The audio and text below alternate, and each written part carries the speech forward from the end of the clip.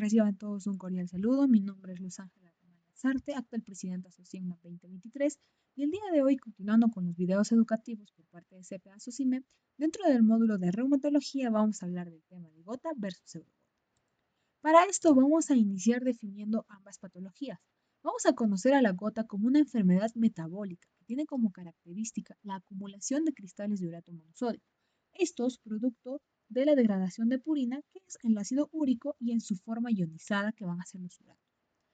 Esto de aquí se va a ir acumulando en las articulaciones y en los tejidos circundantes. Y cuando nosotros vamos a hacer la definición de pseudogota, es una enfermedad reumática que también va a tener la presencia de acumulación de cristales, pero estos van a ser cristales de pirofosfato de calcio. Igual se van a acumular dentro de las articulaciones y en los tejidos circundantes. Otro nombre con el que se le conoce la pseudogota es la condrocalcinosis o la enfermedad de depósito de pirofosfato de calcio. Entonces, aquí vamos a observar una primera diferencia, que la gota es una enfermedad metabólica y la pseudogota es una enfermedad reumática. Otra de ellas que podemos encontrar es que la gota tiene acumulación de cristales de urato monosódico, a diferencia de la pseudogota, que va a tener acumulación de cristales de pirofosfato de calcio. Cuando nosotros hablamos de la epidemiología de la gota, va a ser una incidencia de 0,6 a 2,9 por cada 1000 años por persona y una prevalencia entre 0,68% y 3,90% en los adultos. También vamos a tener en cuenta que esta enfermedad va a presentarse más en varones que en mujeres, con una proporción de 2 a 1, principalmente ubicándose en la quinta década. Y en nosotros, cuando hablamos de la pseudogota, esta de aquí va a ser en una población más adulta, en una población de edad avanzada, principalmente mayor de 80 años, y se va a dar principalmente más en mujeres que en varones. Al nosotros hablar de la etiología, vamos a ver que la gota tiene una etiología multifactorial, es decir, que pueden haber diferentes mecanismos que pueden contribuir al desarrollo de esta enfermedad. Dentro de ellas, nosotros vamos a ver que el 90% de estas es causa de excreción disminuida del ácido úrico. Entonces vamos a poner aquí un 90% de una disminución del ácido úrico. Dentro de ellas, nosotros podemos encontrar problemas como aumento de la absorción renal de este ácido úrico, una disminución de la excreción renal o una disminución de esta filtración renal, lo que causa una acumulación de este ácido úrico. El otro 10% de las etiologías se va a deber a un aumento del metabolismo, es decir, a un aumento de esta síntesis de urato. Entonces, esto de aquí, ¿por qué puede ser causado? Por un aumento en el catabolismo de las purinas, es decir, que se están destruyendo con mayor rapidez o en mayor cantidad por la destrucción masiva de células por diferentes enfermedades.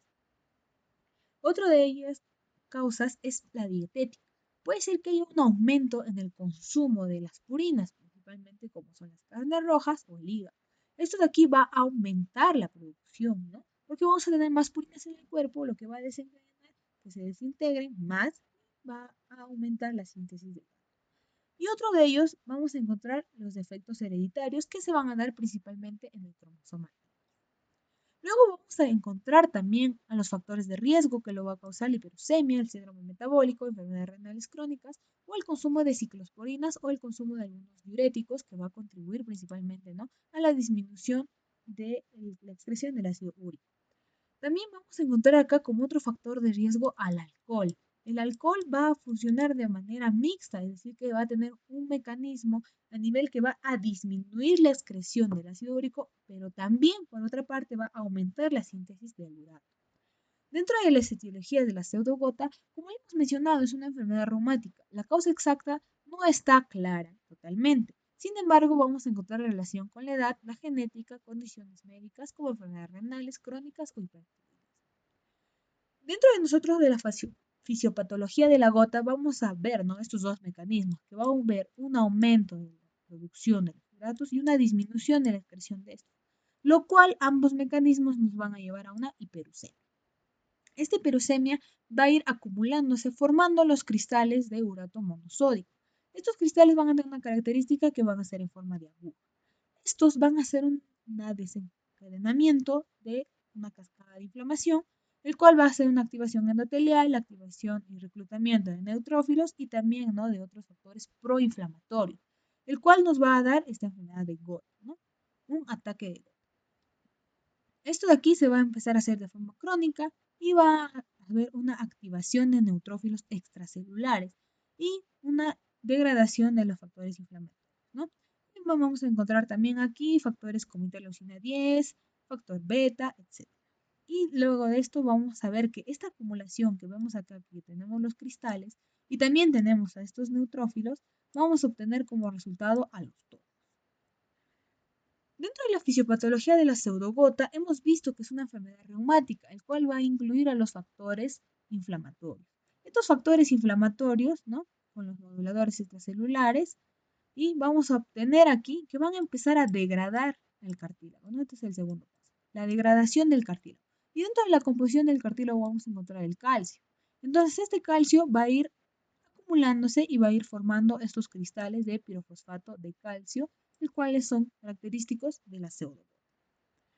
Ahora, ¿cómo van a ser las manifestaciones clínicas de estas enfermedades? Como podemos observar en ambos casos, va a haber ataques agudos de dolor. En ambos casos, el paciente nos va a llegar con ataques dolorosos, ¿no? Agudos, de dolor articular. Pero la diferencia va a ser la localización. Cuando nosotros hablamos de la gota, la localización principalmente va a ser la primera articulación metatarsofalángea. Esto de aquí, ¿no? Lo que conocemos, el pulgar del pie, lo vamos a observar hinchado, eritematoso, con aumento de la temperatura, a diferencia de la pseudogota. En la pseudogota también puede ser poliarticular y principalmente, ¿no? En primer lugar va a afectar a la rodilla, luego también va a afectar a las muñecas o inclusive puede afectar a los hombros. Entonces es importante reconocer, si bien ambos van a llegar con ataques agudos de dolor articular, la diferencia clara va a ser en dónde se está presentando este dolor.